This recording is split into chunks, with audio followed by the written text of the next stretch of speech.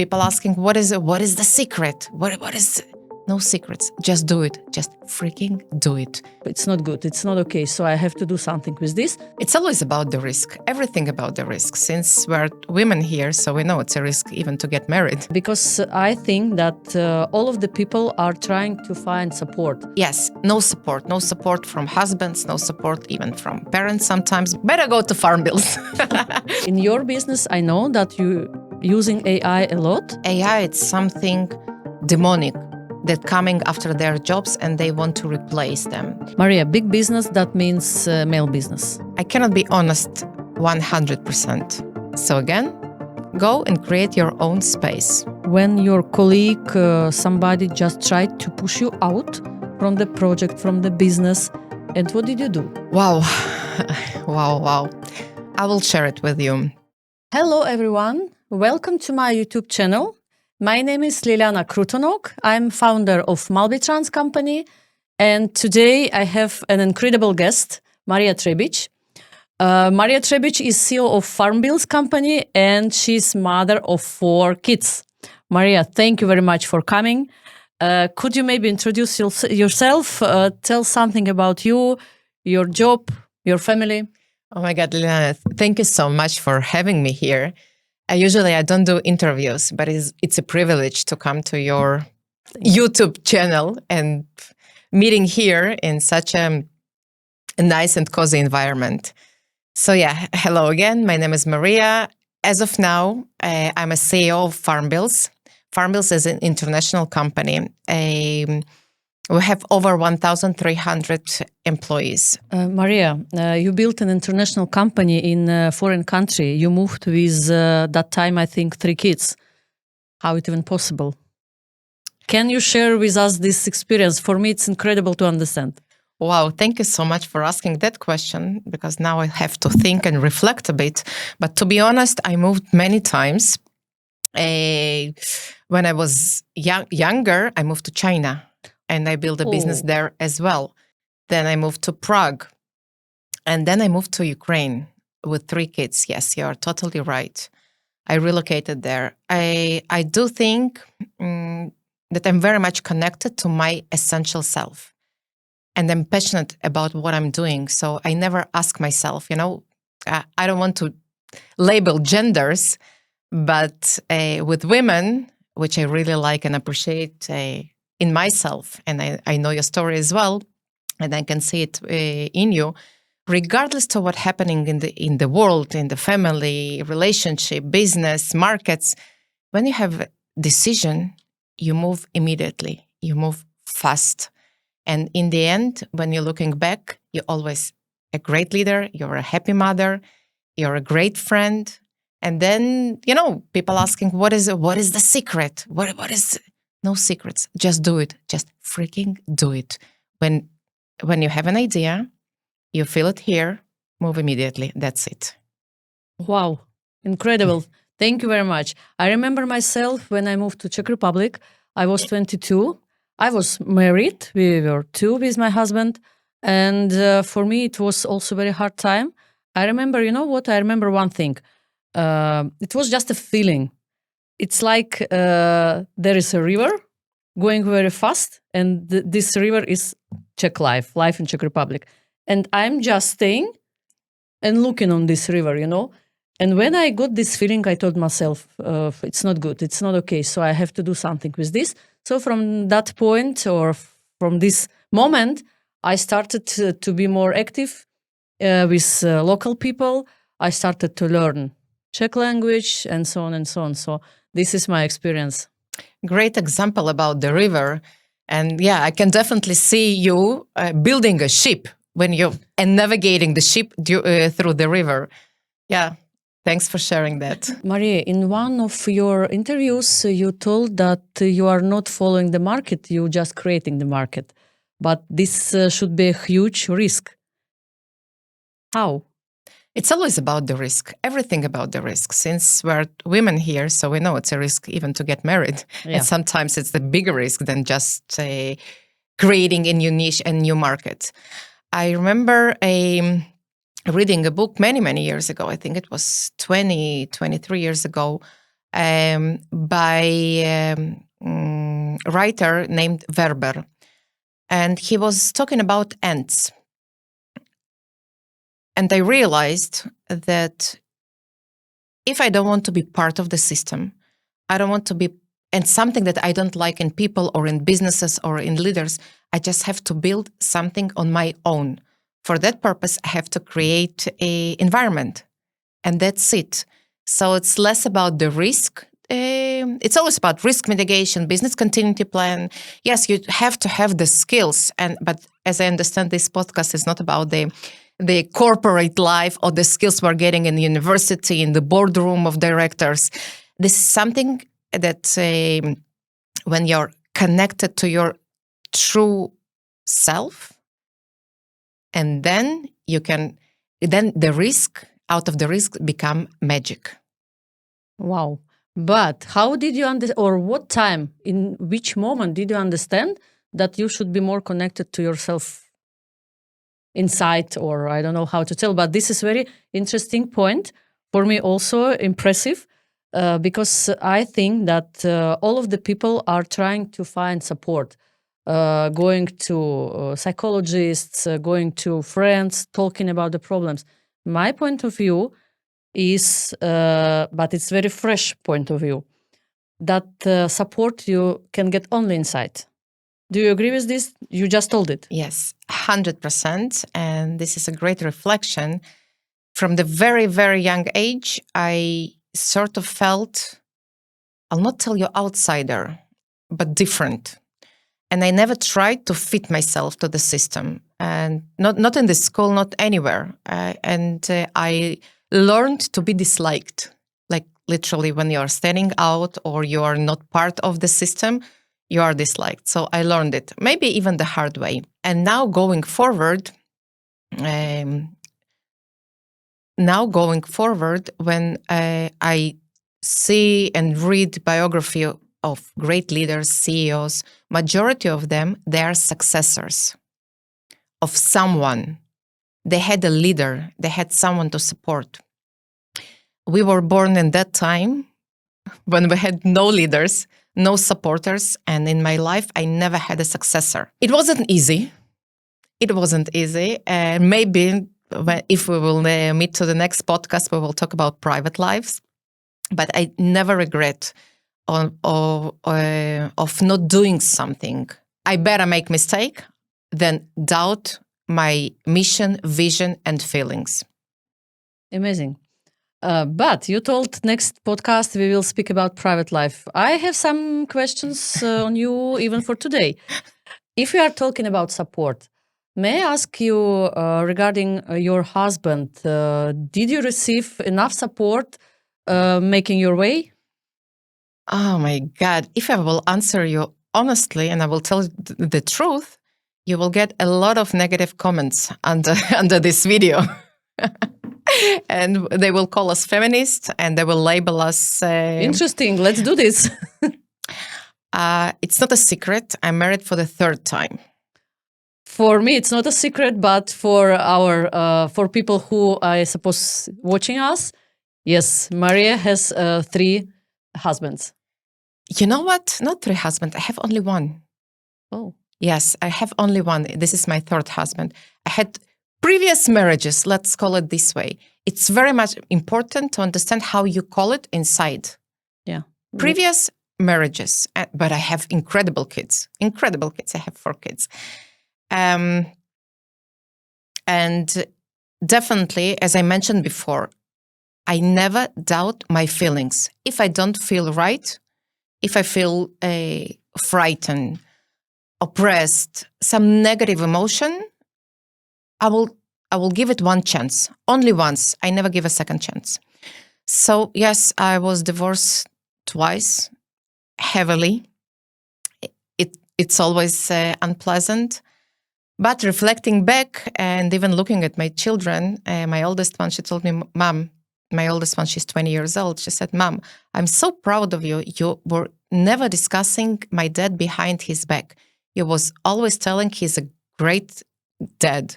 And yes, it's true. He was a great dad, but he was a terrible husband. That's it. But she never heard about it. Because sometimes I'm getting also a lot of questions like, how to protect my kids? You don't have to protect them. You have to love them.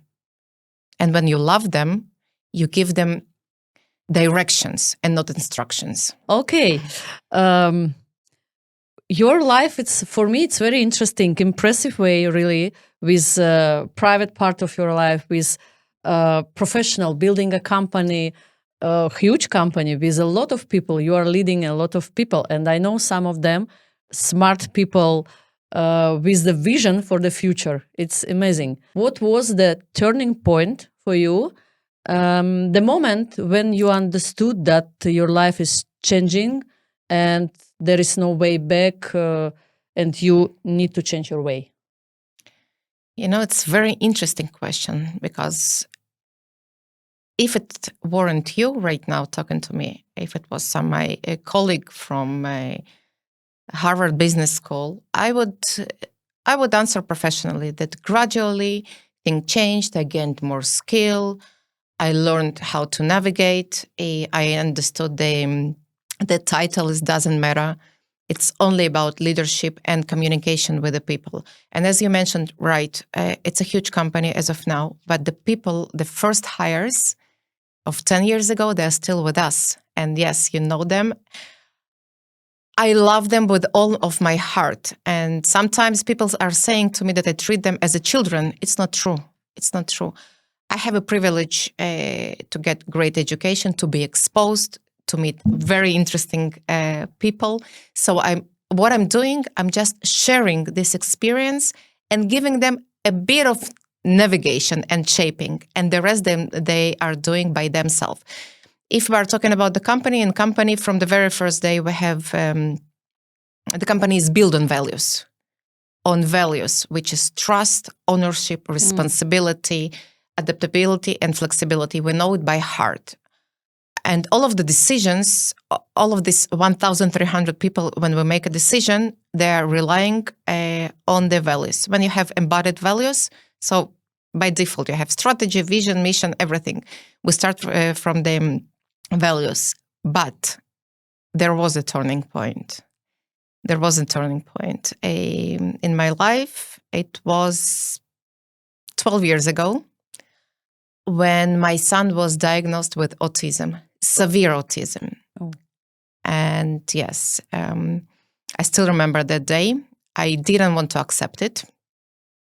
I said, me, having a child with autism, I'm a great businesswoman, I'm a leader, I will change it. I will help him. I will do whatever it takes to... Back then, maybe I will say I wanted him to live a normal life. But this normal life, it was according to my vision. When I realized that this child, he teaches me to speak on the eye level. This is what we do in our company. We do have hierarchy, but on the other hand, we have a rule of open doors. Anyone can reach out to me. I can call anyone. I know their histories. I know their by name. So actually, it came from my child. He taught me to speak on the eye level. And the most important part, since then, I'm looking for the strong sides in people and not on weaknesses. I will never, ever allow myself or to my managers to twist and point and talk to the team addressing their weaknesses. The vice versa. As a leader, this is why I'm telling you the title, it isn't important. As a leader, you have to identify strong sides. In each and every person, they have their strong side, and then nourish them and develop it. This is the only key to success. And I wanted just to mention that I learned it the hard way. No, the journey with my son was beautiful, incredible. He's 14 years old right now. He's not nonverbal, but he showed me beautiful world of unconditional love. And as of now, me and my husband, and of course my son, we help a lot of kids with autism, especially single mothers, because when the child with disabilities arrives to this world, according to the statistics, a mother stays alone. She's the one to carry the burden. And every day facing, each and every day facing this. Yeah, I understand you. This pain. And so my husband, he is an ABA therapist. His kids, we call them his kids, they even traveling from Austria to Prague at least twice a week to work with him, because he's literally incredible person. So yeah, I'm blessed to have my child. And sometimes when I'm not aligned with myself very much, I'm just trying to communicate with my son. And with my son, you can talk only through eyes because he's nonverbal. And then you just reconnecting with him and then with yourself. No, it was very private answer and very honest answer. I wish you to have enough power to continue this excellent journey with your son. Thank you. And you know what? With my son, if we were talking about business career at the beginning of this conversation, yes, no support from husbands, no support even from parents sometimes, because come on, there are so many smarter people than you are. Why do you think that you can do business, you can reach heights? This is what I got. But since I have my child and I reshuffled my circle, I reshuffled the way I'm thinking, I'm getting a lot of support and people that come into my life that help, professional that help my child. And one of the examples, it's my husband, that miraculously, he's an ABA therapist and we met through this. Yeah, so if to rewind back, I'm getting a lot of support in this area and I want to give back. I want to pay back. Maria, you touched the topic about hiring people. For me, from my experience, I'm hiring more than 20 years. I had incredible teams in different companies. I'm still in contact with these people, but sometimes, and I can tell maybe last years, I'm facing, or more often I see people which I'm hiring, they are not ready to, for example, I never do this. I don't know how to do this. And if I will come back to my life, my experience, I never had such a question. If I need to do something, I'm trying to find the way how to do this. Open the book, something else. But now I see such a people, and especially if we are talking about genders, especially this I see in men. What do you think about it? Wow, it's a tough one, I'll tell you. Hiring people, I love it. I think it's an art. I love performing interviews, asking questions, looking at their eyes again, and see if the answer is real or not. And sometimes I'm pushing them to, again, I'm lucky because I'm hiring the majority of them. I'm pushing them to the wall. And sometimes they're being honest that, you know what, I just came here for a 6 month, a year. I just want to spend this time earning X amount of money and then leave the company. And I'm always being very much appreciative to these people to be transparent because Pharmbills, again, since we build it on values and majority of workers, teammates, from the beginning, they were women. It was my passion. Maybe one day we will touch this topic. I don't want anyone that has different vision to join the team. And this is the privilege while you're building your own space. Because the space you're working at is very male dominant and very competitive. And sometimes you have to move extremely fast, even without, you don't have enough time to check the values. You expect from them to understand by default you're coming to the niche because this niche is known, right? In Pharmbills, again, there is a way to hire people, there is a way to train them, there is a way to trust them, and it's very much important to be transparent. And even the worst people that literally came just to, you know what? Maybe I'm wrong. I cannot say worst people. Let's say worst candidates, because all the people are great, but worst candidates for Pharmbills, when I'm interviewing them, in the end, they are coming and being transparent that, yes, Maria, you're right. Pharmbills is beautiful, but it's not for us. Yeah, about the challenge that you asked me for people not wanting to grow, we found sort of explanation and approach in Pharmbills as well. If you remember, very popular, the Pareto law, 20-80. So I have 80% of people that literally love sitting by the desk, doing repetitive tasks, and sometimes getting out of the scope.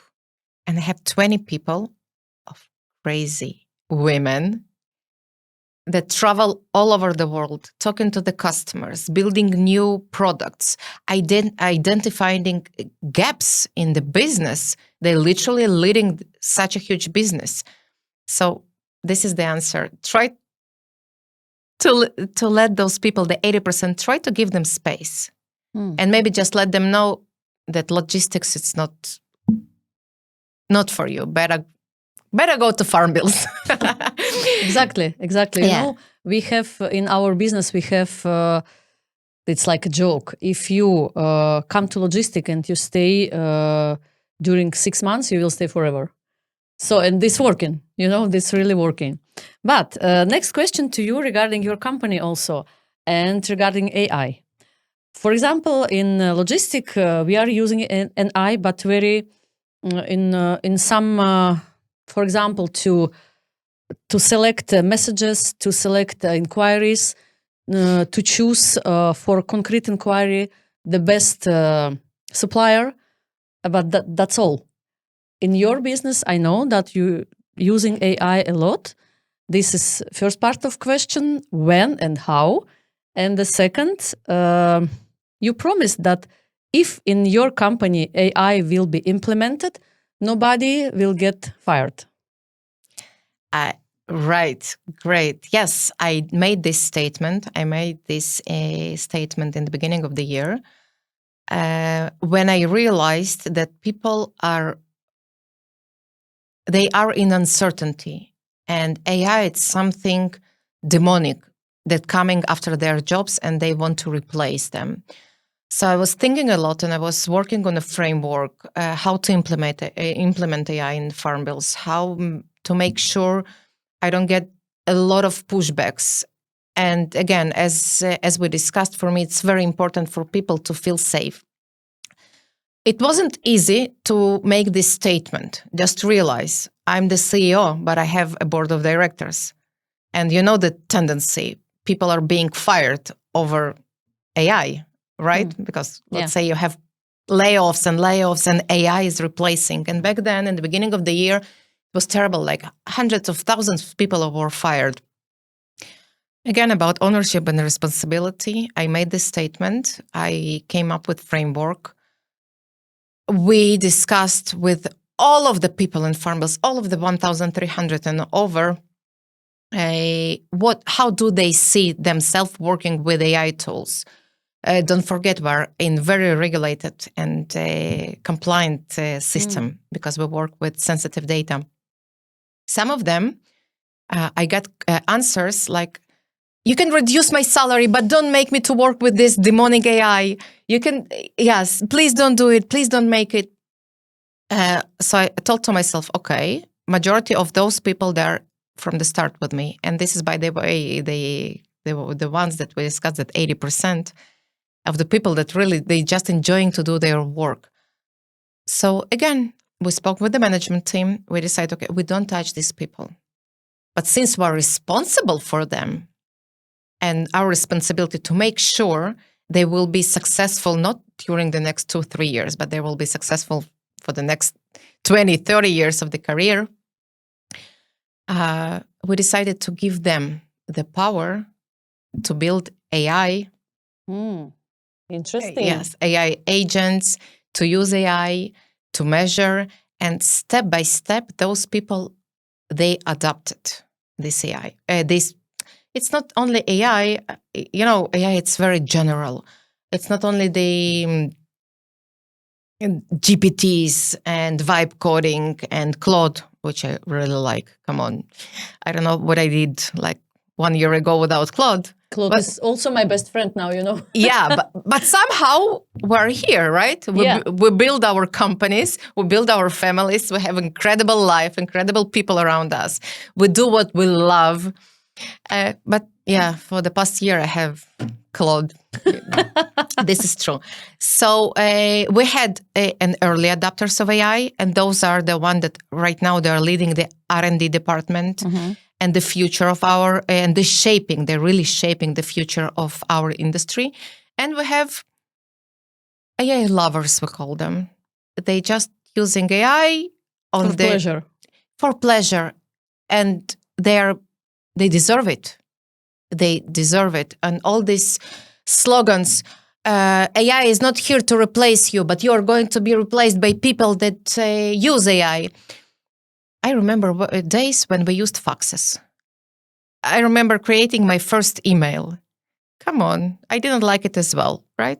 Somehow we adapted to it. I remember Excel that was like people will be replaced. The accountant will, hello, pivot table. Nothing. People are here, and our responsibility to make sure they will be successful, not during the next 2-3 years, but they will be successful for the next 20-30 years of the career. We decided to give them the power to build AI. Interesting. Yes, AI agents, to use AI, to measure, and step by step, those people, they adopted this AI. It's not only AI, AI, it's very general. It's not only the GPTs and vibe coding and Claude, which I really like. Come on. I don't know what I did like 1 year ago without Claude. Claude is also my best friend now, Yeah, but somehow we're here, right? We build our companies, we build our families, we have incredible life, incredible people around us. We do what we love. But yeah, for the past year, I have Claude. This is true. So we had an early adopters of AI, and those are the one that right now they're leading the R&D department. And the future of they're really shaping the future of our industry. And we have AI lovers, we call them. They just using AI for pleasure. For pleasure. And they deserve it. They deserve it. And all these slogans, AI is not here to replace you, but you're going to be replaced by people that use AI. I remember days when we used faxes. I remember creating my first email. Come on, I didn't like it as well, right? Somehow we adapted to it. I remember Excel that was like people will be replaced. The accountant will, hello, pivot table. Nothing. People are here. Maria, big business, that means male business. Can you tell us honestly if you have been treated differently during some negotiations, some meetings, just because you are a woman? Interesting and tricky question. I cannot be honest 100%. There are some compliance and some information, and I'm under NDA and I cannot expose it. But I will definitely share with you the terrible feeling of being the only woman in the board of directors room. And when you are a leader and you are presenting and running the company, and those incredible, powerful, smart men, they're just talking to each other. They're not paying attention to what you are saying. They're discussing what they would do if they were you. And I remember it was 2 years ago, I had to just knock on the table and say, guys, come on, I hired you, I'm paying you, let's work. When we finished this board of directors, of course, they shifted immediately. I think they didn't like it, that board especially. To be honest, if I felt powerful, no. I came back home and I cried. I literally cried. Why? Why should I be not myself? Like literally pushing you people to listen to what I'm saying and give me advice according to the results, and not some hypothetical questions that what would they do if they were A, B, C, D. Yes, this is the small part, but I think this is the only thing I can share. But if you're asking this question, and I know that you're doing a lot for women and you're building a huge international club, so maybe you can share with me? Yeah. I also had some story. Once I had some transportation, I'm doing logistic, and my supplier, we just faced some additional costs. And he came to my office to negotiate it. And normally, when we have such a situation, normally we are splitting it 50-50. In that case, he was sitting and I offered this. Can you imagine? He started to cry. He get out from my office, started to cry outside, called to my boss and told, it's not acceptable. You've hired here some girl and she's absolutely non-professional. She's offering me this and this. And I was just staying, and you already lost the battle. Wow. Right. But from your experience, do you remember this movie, Sex and the City? Yeah. This. Yeah. So you also faced this, right? Of course. Me too. Of course. But again, since, like I told you, my private life, having an autistic child and literally changing yourself and trying to create a different environment, I very fast, I can switch myself and understand it's not about me. It's not about me. It's about them. It's about them. It's about them. There is a very famous blogger, let's say, her name is Mel Robbins. So she has a theory of let them. Let them. I always had this feeling, but I couldn't give a hashtag to this approach. And let them. Who cares? But then I'm getting, but you see how they treat me. They didn't treat you. It's not about you, darling. It's not about you. It's about them. So again, go and create your own space. And I know your story. Maybe one day you will share it with us. You did it. You created your own space as well. Talking about these topics, I have one more question. I think it's not so tricky like a previous one. Did you face someday that some of these men told you that you are too emotional, you are overreacting, just because you are a lady? A lady? I'm not sure that this is because I'm a lady, but I'm getting it every day on a daily basis. But my answer is those emotions, this ladiness brought this company to the size that we are right now. And if you know how to do it differently, teach me. That's it. And usually they back off because, of course, they don't know how to do it differently. And usually when we start a tough conversation, I'm hearing, okay, Maria, but please don't be too emotional. It's sort of gaslighting, but I learned to live with that. I treat those people as my partners. So I give them benefit of the doubt to be wrong. I'm not always right as well. I told you, but I'm moving fast. So I give them the benefit of the doubt, maybe to make a mistake. That's it. They make their opening. I'm creating safe space for them. This is very important. Always in every and each conversation, and we feel it right now, we have a safe space. It's psychologically safe. So my job, when I'm reporting to the board, is literally to create a safe space for them as well. Let them talk what they think, accept it, put it aside, and get back to business. That's nice advice. It's very nice advice. I also created one credo for me. Your results are telling about you more than any gaslighter. Beautiful. I think we should make a tattoo with you after this podcast. Nice. Nice idea. With the motto, yeah. If in your life, business life, was a moment when your colleague, somebody just tried to push you out from the project, from the business? And what did you do? Wow. Wow. I will share it with you. It was a big one. And it was in the current company. At some stage, when the company grows very, very fast, there is an idea or philosophy that you can go from 0 to 10 with this team, but to take the company from 10 to, let's say, 1,000, you need a different team. I think Oracle has this saying, and they actually fired all of their CEO and VPs and whoever brought the company to, let's say, $1 billion, but to take it to the next level, they changed the management.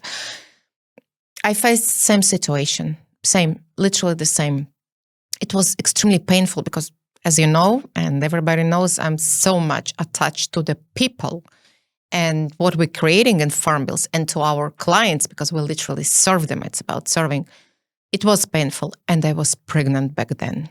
Oh, wow. Yes, just imagine the nervous. Like men can say hormonal level. Exactly. Yeah. I thought about it.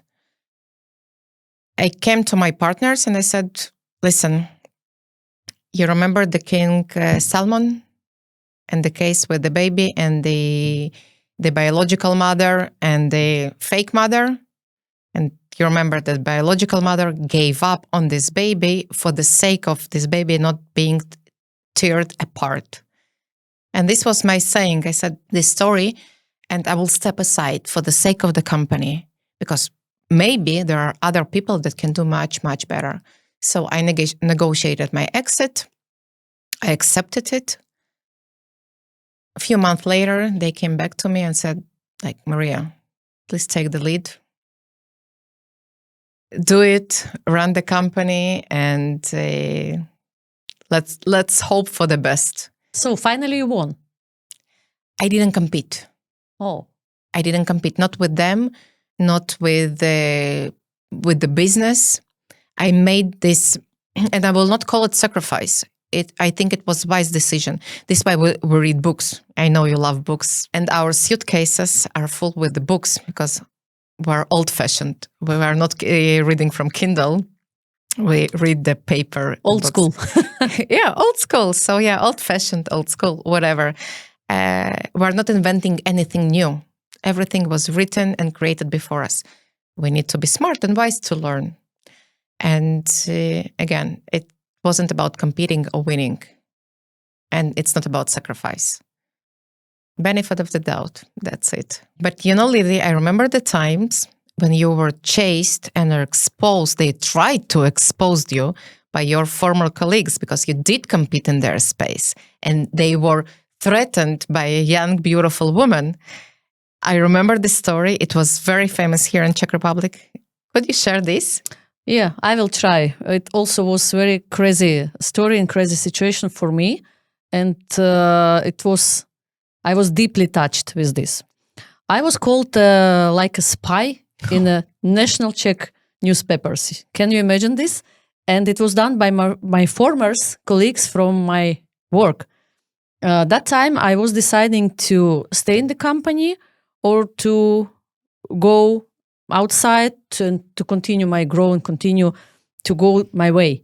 And for sure, there was some person who was not agree with this. And like a final step from him, it was this thing. And I was crying at home many weeks because for me it was just like a betrayal. But the time is going and I almost forgot it. You just remember it. But yes, it was. And also it was a man, not lady. We ladies, we are trying to support each other. This game was not fair. It wasn't. Yeah, but I survived with some losses in my mind maybe. But yeah, you are right. That was the crazy story. Thank you for question. I also opened something here to you also. A spy. Lily, a spy. Beautiful. You should be proud of that, by the way. it's not about to be proud. It's about to really to not to fail, just to stand and continue, to continue away. No, it's not beautiful, but come on. I remember you in the papers. You had a beautiful picture there. This is for sure. Okay. I found some very interesting information in a magazine. It's American one. The name of magazine is Nature, if I remember correctly. And there was information about the brain of the lady, of the woman. Giving birth? After giving birth to the kid. It was very interesting for me and something new for me. That can you imagine our brain is transforming after we get a kid. It's transforming to have many, many tasks at the same time. And your brain is trying to adapt to this, and non-important things just get out. And this is going automatically in us without any of our wish or something. And from these women, later, growing the best leaders, the best managers. What do you think about it? Could it be true? You have 4 kids. This is definitely correct. This is focus. It's everything about focus on the important thing. It's not only about multitasking, because task, it's something very small that you are doing, completing, and putting it aside. Raising a child, it's a strategy where all the parts should be connected. So the multitasking, I think it's multi-living. It's not about tasking. So of course, you are focusing on essential. And the same in business. You have to focus on essential. The rest, nobody cares. Nobody cares because, again, we're lucky to be women. We're lucky to be mothers. We're learning a lot through this, not only in universities and school.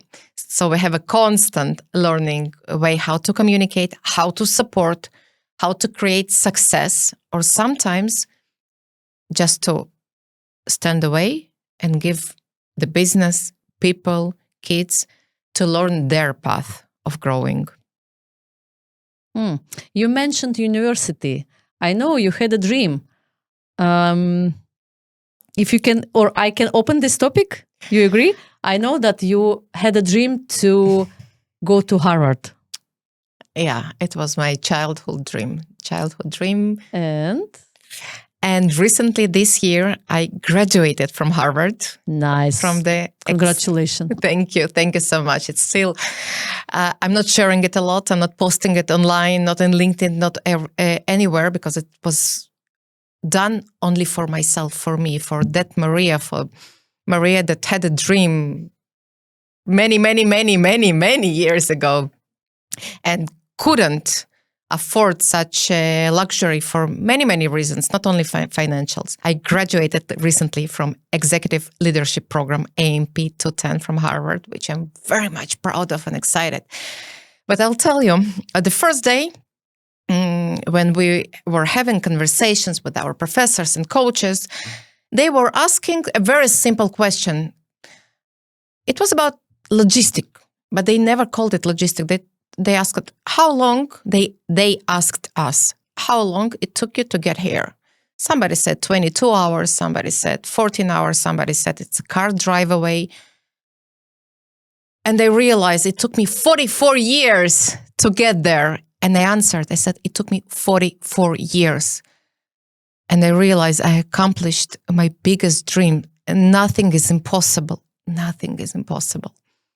And my coach, she almost cried. She said, Maria, we never heard such an answer.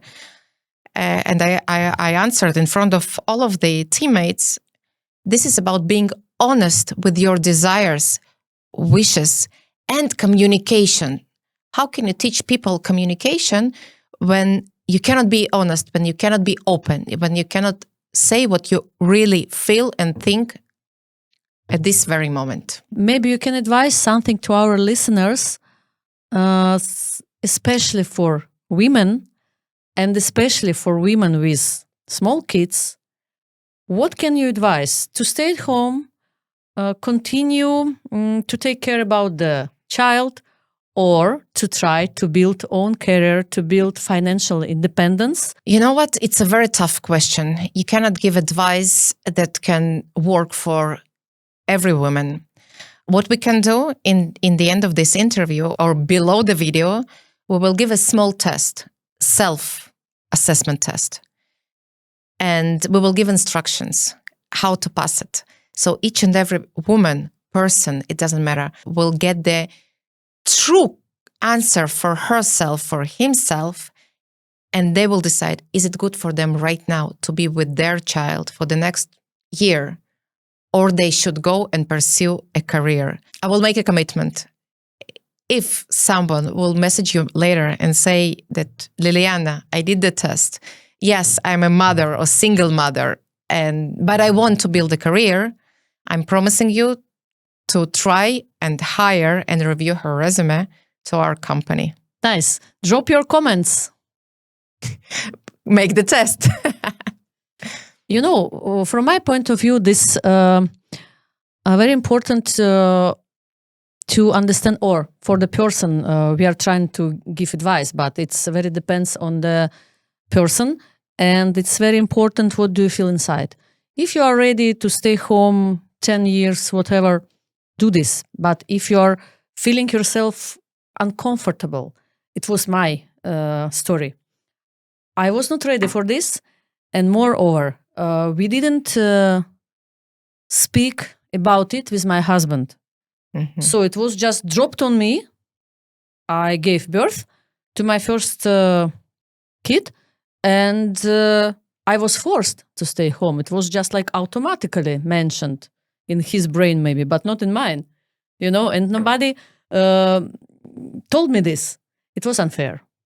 We are talking about unfair things today, and this was unfair to me, but I decided that I will do the both things. And I think I found the balance. It was a long period in my life when I was working on a leading position, and I had 2 small kids, and I balanced it. For sure, I didn't sleep enough, I didn't rest enough, but I wanted this. And this was maybe my dream. So you fulfilled your dream as well. If you enjoyed this video, subscribe to my channel for more. I will have more interesting guests, like today's guest Maria Treibich. Thank you.